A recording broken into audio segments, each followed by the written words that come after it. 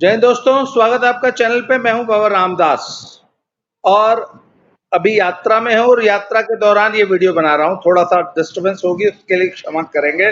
अवनीश भाई मेरे साथ हैं, प्रारब्ध वाले। अवनीश भाई राम राम। राम राम बाबा जी और आपके सभी दर्शकों को मेरा प्रणाम। अवनीश भाई, ये जो यूपी में जो सरकारी शिक्षकों की ऑनलाइन हाजिरी को लेके जो घमासान मचा है और अखिलेश यादव उनके समर्थन में कूद पड़े हैं, इस पे आपका क्या टेक है सर? जी बाबा जी देखिए, इसमें दो अलग अलग पहलुओं पर बात करनी पड़ेगी। जहां तक ऑनलाइन हाजिरी का सवाल है, इस हाईटेक युग में जब बच्चे ऑनलाइन पढ़ाई कर रहे हैं, लोग जो है वर्क फ्रॉम होम कर रहे हैं, तो ऐसे समय में ऑनलाइन हाजिरी बिल्कुल उचित है और ये पूरी व्यवस्था बहुत अच्छी है। और निश्चित तौर पर पढ़ाई की गुणवत्ता में इसमें कितना सुधार आएगा ये बात तो अलग है, लेकिन प्रशासनिक सुधार आ जाएगा। टीचर समय पर पहुंचेंगे, उनके ऊपर समय पर पहुंचने का दबाव रहेगा, नियमित होंगे। और जब टीचर समय पर पहुंचेगा, नियमित रहेगा, तो बच्चों का भी कल्याण होगा, क्योंकि टीचर कितनी देर झक मारेगा बैठ के स्कूल में, आखिर पढ़ाएगा ही। तो एक ये है जो कि इसका सैद्धांतिक पक्ष है। मैं अखिलेश यादव और उनकी राजनीति पर बाद में आऊंगा, लेकिन इसका एक व्यवहारिक पक्ष भी है। व्यवहारिक पक्ष, मैं जब व्यवहारिक पक्ष कह रहा हूं तो मैं शुरुआत करता हूं जरा, इस देश की सबसे बड़ी सरकारी नौकरी कौन सी होती है सर? यूपीएससी, आईएएस होता है। आईएएस और पीसीएस, आईपीएस, ये सबसे ऊंची नौकरी होती है। अब जरा व्यवहारिक एडजस्टमेंट देखिए।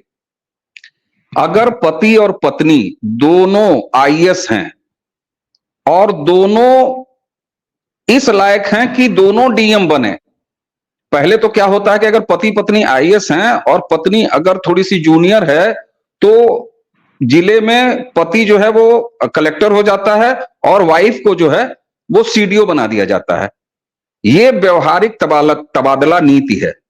ये आधार बनता है कि पति पत्नी दोनों सेवा में हैं, इसलिए दोनों को एक ही जिले में कर दिया जाए। अगर पीसीएस है तब तो बड़े मजे से हो जाता है, लेकिन अगर मान लीजिए दोनों कलेक्टर हैं, तब भी जरा व्यवहारिक नियम देखिए।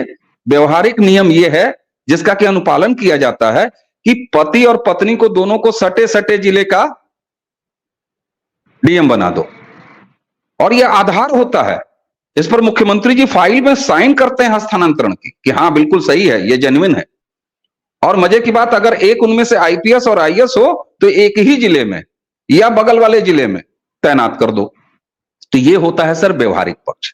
मैंने जब बात की कि ऑनलाइन हाजिरी बिल्कुल सही है, सब कुछ ठीक है, बिल्कुल ठीक है, लेकिन सर आपको कुछ व्यवहारिक बातें हैं जिनको कि दूर करना पड़ेगा। इससे पहले यहां पर यह जो निर्णय हुआ है और जिसके विरोध में इतना तमाशा खड़ा हुआ दिखाई दे रहा है, यह विशुद्ध नौकरशाहों द्वारा रची गई साजिश है, जिसके शिकार हुई है योगी सरकार। उत्तर प्रदेश बेसिक शिक्षा नियमावली 1981, जिसमें 27 संशोधन हुए और आखिरी संशोधन जो है वो 1987 में हुआ। वो कहता है, चूंकि प्राइमरी टीचर की जो नौकरी होती है सर, वो डिस्ट्रिक्ट काडर की नौकरी होती है। दुनिया में या पूरे देश में जितनी और नौकरियां होती हैं, उसमें लोगों को अपने जिले में लाने के लिए या अपना ट्रांसफर कराने के लिए नाको चने चबाने पड़ते हैं। और प्राथमिक शिक्षक एक ऐसी नौकरी है कि जिसमें उसका जो मूल जिला है या जिस जिले का वो चयनित अभ्यर्थी है या मास्टर है, उसको अपने जिले से बाहर जाने के लिए नाको चना चबाना पड़ता है। तो डिस्ट्रिक्ट काडर की नौकरी ये क्यों है? डिस्ट्रिक्ट काडर की नौकरी इसलिए है कि व्यवहारिक रूप से सर्व शिक्षा अभियान जब आया इस देश में, तो ये हुआ कि कोई भी आबादी ऐसी न हो जहां से प्राइमरी स्कूल 1 किलोमीटर से ज्यादा हो। यानी किसी गांव से 1 किलोमीटर से ज्यादा प्राइमरी स्कूल की दूरी नहीं होनी चाहिए। उस आधार पर प्राइमरी स्कूल खूब सारे बने, रिमोट एरियाज में बने। अब रिमोट एरियाज में जब स्कूल बने, तो आप या तो शिक्षक सेवा नियमावली में परिवर्तन कर देते। अब मैं बार बार नियमावली क्यों जिक्र करता हूं, सेवा शर्तों की क्यों जिक्र कर रहा हूं, उसमें साफ तौर पर लिखा हुआ है कि एक महिला अध्यापक अपने मूल आवास से, जो कि ऑफिशियल उसका औपचारिक पता जो उसके विभाग में दर्ज है, उससे 13 किलोमीटर की ज्यादा स्कूल वाली दूरी पर तैनात नहीं होगी। ये एक पैरामीटर है। इसी तरह से मेल टीचर्स के लिए एक पैरामीटर है। क्या आपने 100%, मैं नौकरशाहों पर सवाल उठा रहा हूं, क्या ऑनलाइन हाजिरी का काम करते समय, अच्छा सिर्फ ऑनलाइन हाजिरी की बात नहीं है, आप 3 बार अगर 5 मिनट भी लेट हो जाते हैं तो आपको एक जबरिया छुट्टी आपके खाते में दर्ज करा दी जाएगी। इस तरह के कड़े फैसले क्या करने से पहले, मैं ऑनलाइन हाजिरी को कड़ा फैसला नहीं कह रहा हूं, लेकिन क्या आपने जो सेवा नियमावली है उस हिसाब से सारे टीचरों की नियुक्ति कर दी? अब भी बहुत सारे टीचर हैं जो 40-40 किलोमीटर, 50-50 किलोमीटर जाते हैं, और प्राइमरी स्कूल के अध्यापक लोग उसकी सैलरी गिना देते हैं कि साहब 1.5 लाख है, वो जा नहीं सकती है। अरे भाई जा नहीं सकता है, बिल्कुल जा सकता है, लेकिन आज भी ऐसे स्कूल हैं जहां पर, बहुत सारे ऐसे स्कूल हैं जहां पर 2-2 किलोमीटर, 3-3 किलोमीटर पैदल जाना होता है, कोई पब्लिक ट्रांसपोर्ट नहीं जाता। सर, दिक्कत यहां पर सिर्फ इसलिए आई है कि अधिकारियों ने व्यवहारिक समस्याओं को दूर नहीं किया, और व्यवहारिक समस्या दूर किए बिना केवल वाहवाही और तावबाजी में इन नौकरशाहों ने यह फैसला ले लिया, इसको इंप्लीमेंट कर दिया। दूसरा व्यवहारिक दिक्कत ही आपको बता रहा हूं। आपने ये कहा कि साहब आपको टैब देंगे, सारे स्कूलों के जितने भी हेडमास्टर हैं उनको टैब देंगे, उस टैब में से ही ये व्यवस्था बनेगी कि उसी में सारे लोग अपनी हाजिरी लगाएंगे। अब साहब, अधिकारियों ने 2 GB कैपेसिटी का टैब दिया है, जो चलते चलते रुक जाता है, कब काम करता है कब नहीं करता है। आप इस तरह के घटिया इंस्ट्रूमेंट देंगे। नेट कनेक्टिविटी क्या हर जगह हो चुकी है? नहीं है। ऐसी तमाम व्यवहारिक दिक्कतों को बिना दूर किए इन नौकरशाह अधिकारियों ने योगी सरकार को आज बैकफुट पर लाके खड़ा कर दिया है। ये साजिश है अधिकारियों की योगी सरकार के खिलाफ। और रही अखिलेश यादव की राजनीति की बात, तो कम से कम अखिलेश यादव तो किसी मुंह से राजनीति न करें। शिक्षा मित्रों के साथ जो इन्होंने धोखा किया है, और शिक्षा मित्रों को ये जानते हुए कि ये कभी भी इनकी बहाली पूर्णकालिक टीचर्स के रूप में नहीं हो सकती, अपने कार्यकाल के अंतिम कुछ महीनों में यह फैसला किया और फैसला करके चले गए। हाईकोर्ट में नहीं टिका, सुप्रीम कोर्ट में तक में नहीं टिका, तो कम से कम अखिलेश यादव, इस पर राजनीति उनको करने का कोई नैतिक और राजनीतिक अधिकार नहीं है, क्योंकि अखिलेश यादव की अगर चली होती तो अब तक प्राइमरी स्कूल में जो कुछ भी थोड़ी बहुत बेसिक में काम हो रहा है वो भी, उसका भी सत्यानाश हो चुका होता।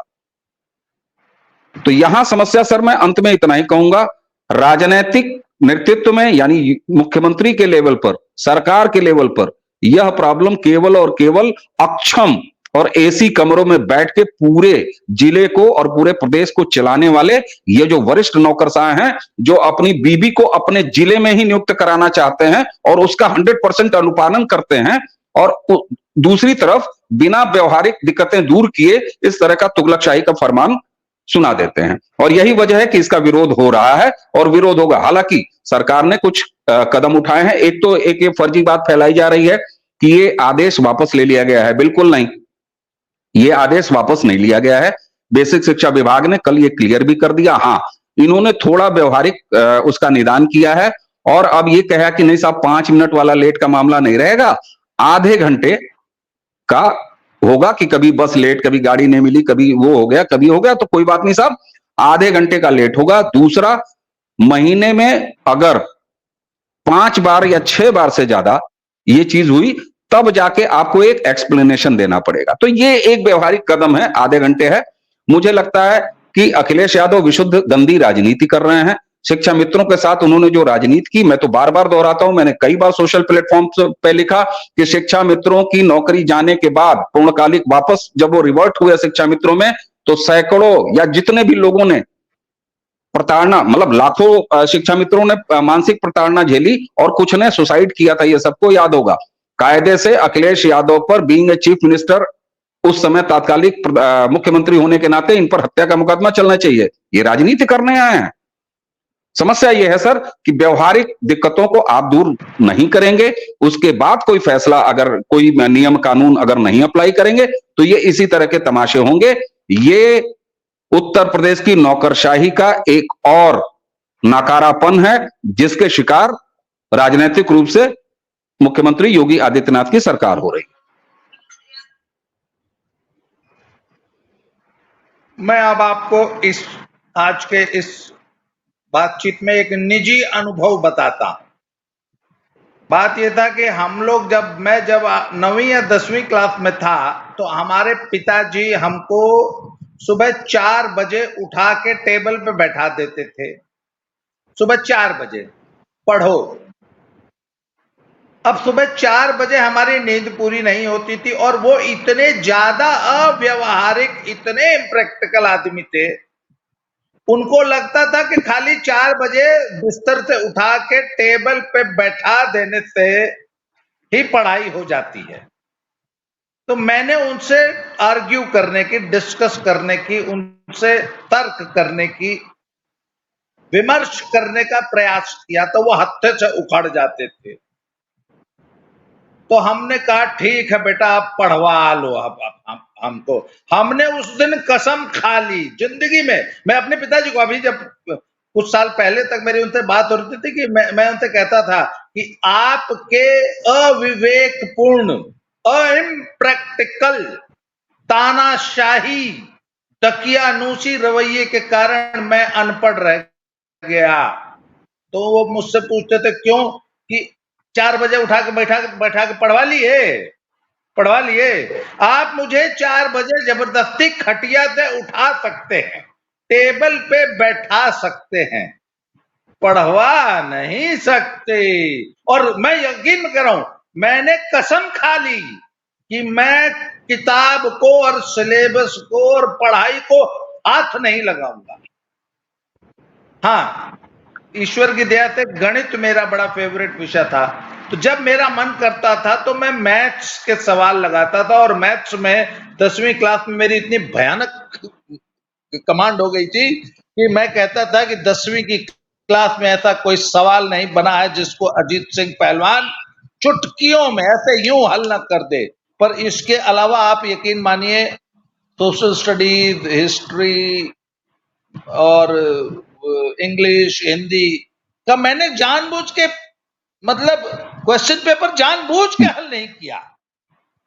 सिर्फ अपने पिताजी की उस नीति का विद्रोह था ये, जिसमें वो 4 बजे उठा के मुझे खटिया से बैठा के टेबल पे बैठा देते। तो सर, आप किसी को टेबल पे बैठा सकते हैं, आप किसी को जबरदस्ती स्कूल में 9 बजे उपस्थिति तो आप डंडे के बल पे करा लेंगे, पढ़वा भी लेंगे। ठीक है, आप मुझसे जबरदस्ती करिए, मैं आ जाऊंगा स्कूल 9 बजे, एक को अक्षर नहीं पढ़ाऊंगा और सिलेबस भी पूरा कर दूंगा, कॉपी भी खाली कर दूंगा। हाँ जी, पढ़ाऊंगा नहीं। तो सर, बात यह ना कि आज की शिक्षा व्यवस्था का ये जो पूरी की पूरी व्यवस्था है, इसमें आखिर ये कितना दुर्भाग्यपूर्ण है कि आज के टीचर को डंडे के बल पर स्कूल लाना पड़ रहा है, डंडे के बल पे पढ़वाना पड़ रहा है। और इतने सारे, देखिए मेरी पत्नी तो एक सीबीएसई स्कूल की प्रिंसिपल है। मैं देखता हूं कि हे भगवान, कितनी भयानक फीताशाही है शिक्षा के क्षेत्र में। और जैसे एक, मान लीजिए एक पतिव्रता पत्नी है, उसका पति रोज शाम को जब ऑफिस से घर आए तो उसकी वफादारी का सबूत मांगे कि नहीं, मुझे सारा दिन की तुम वीडियो कॉल, अपनी वीडियो रिकॉर्डिंग प्रस्तुत करो कि तुमने मेरे पीछे से पूरे मोहल्ले भर के साथ जो है रंगरेलियां नहीं बनाई। अगर कोई पति ऑफिस से आके अपनी पत्नी तो रोज ये सबूत मांगे कि मैं 9 बजे निकला था, 9 बजे से लेकर शाम 6 बजे तक की पूरी सीसीटीवी रिकॉर्डिंग प्रस्तुत करो, तो वो पत्नी क्या करेगी? सर, यही हाल है आज। आपको मालूम है, सीबीएसई की शिक्षा व्यवस्था में आपको सीबीएसई को अपनी हर वफादारी का सबूत देना है। आप सिर्फ ये नहीं कह सकते कि जी हम बच्चों को पढ़ाते, बोला नहीं सबूत दो। तो सर बात यह है कि ये एक व्यवहारिक समस्या है कि नहीं शिक्षा के क्षेत्र में, कि हम अपने टीचर्स पर एक रत्ती भर का भी विश्वास नहीं करते। पर सवाल यह है सर कि ये समस्या क्यों पैदा हुई? आखिर अब हमारे टीचिंग कम्युनिटी, हमारे टीचर्स ने, हमारे गुरुजन ने यह विश्वास क्यों खोया कि आखिर सीबीएसई को या सरकार को आपकी एक एक वफादारी का सबूत मांगना पड़ रहा है? इसके लिए कौन दोषी है, मुझे ये बताइए।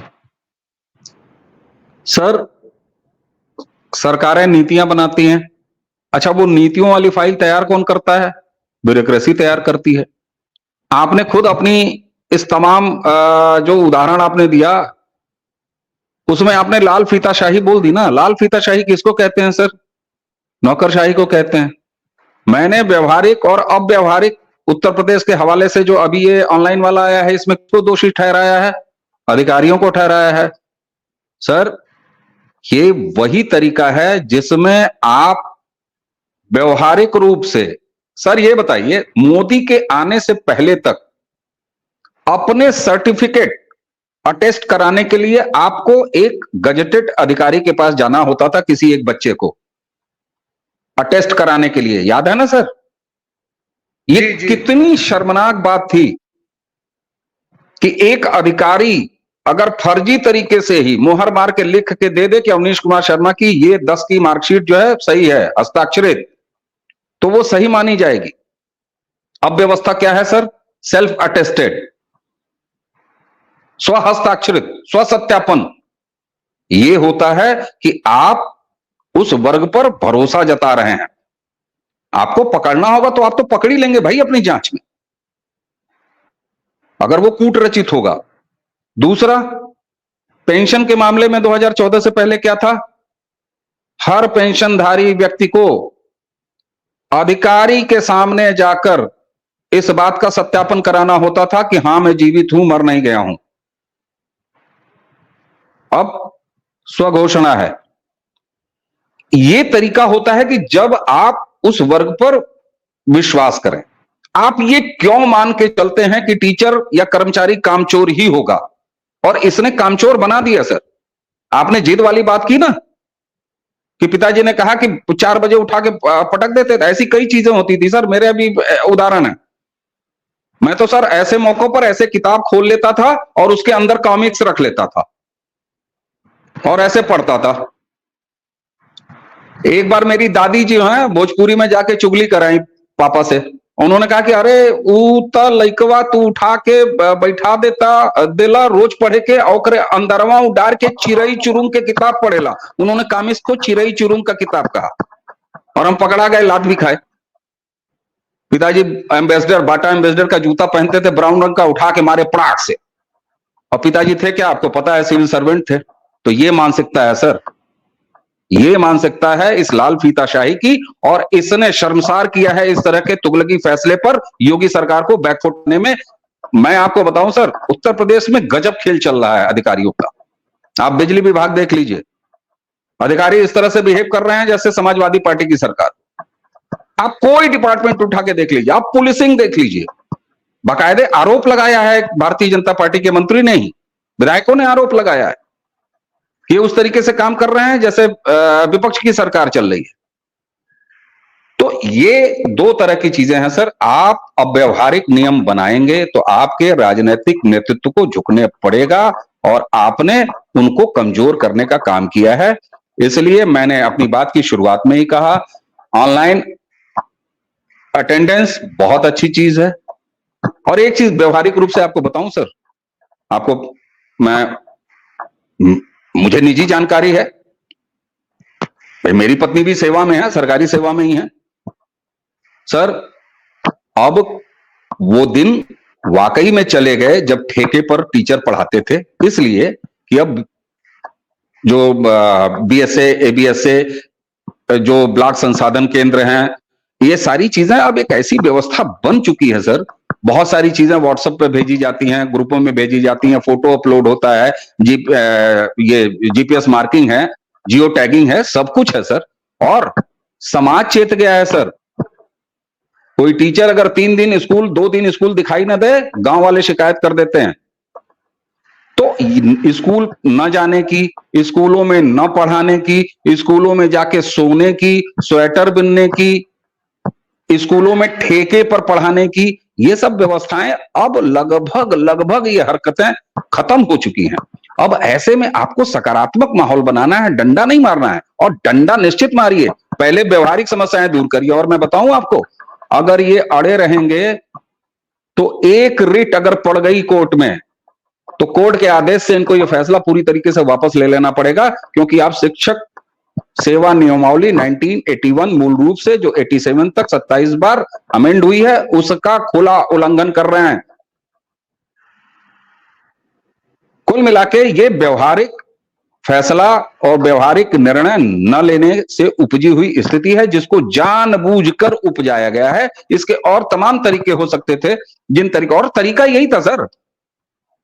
आपके पास ये बताइए, मुश्किल से मतलब 25-30 स्कूलों पे एक एबीएसए है, अच्छी खासी संख्या में आपके पास ब्लॉक संसाधन केंद्र में लोग हैं, सुपरवाइजर्स हैं, लोग जाते हैं। आप सोशल सिविल सोसाइटी की मदद लीजिए ना। आपने स्कूलों में कमेटी क्यों बना रखी है भाई? आपके ग्राम प्रधान हैं, क्यों हैं? ये सारी चीजें ऐसी है जिसमें आप, कोई अगर वाकई लापरवाही कर रहा है, कोई टीचर अगर वाकई नहीं पहुंच रहा है, तो आपके पास 10 और तरीके थे, लेकिन आपको जो है पोस्टरबाजी करनी थी कि हमने हाईटेक कर दिया बिला वजह। आपने ये जांचा कि नेट आ गया, आपने कहा कि फाइबर ऑप्टिकल केबल से हम हर स्कूल पर नेटवर्क पहुंचाएंगे, क्या इसका 100% अनुपालन हो चुका है?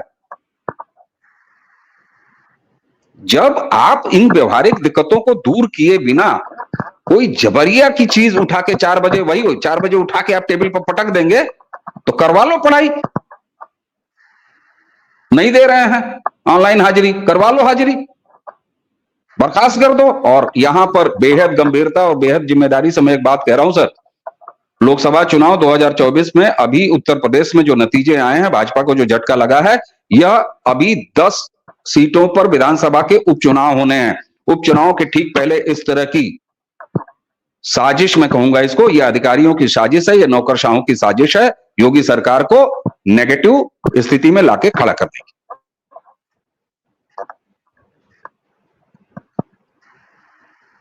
जी सर। चलिए, इस समस्या पर आपने अपने विचार रखे, बहुत बहुत धन्यवाद। आपने समय दिया, इस पे विचार विमर्श चलता रहेगा। और एक वीडियो मैं आपके साथ बनाना चाहता हूं, जो उपचुनाव होने वाले हैं उनकी क्या स्थिति है, क्या है उस पे। तो जल्दी ही फिर से मिलते हैं सर। अवनीश भाई, बहुत बहुत धन्यवाद sir, thank you very much. जय श्री राम। जय जय श्री राम।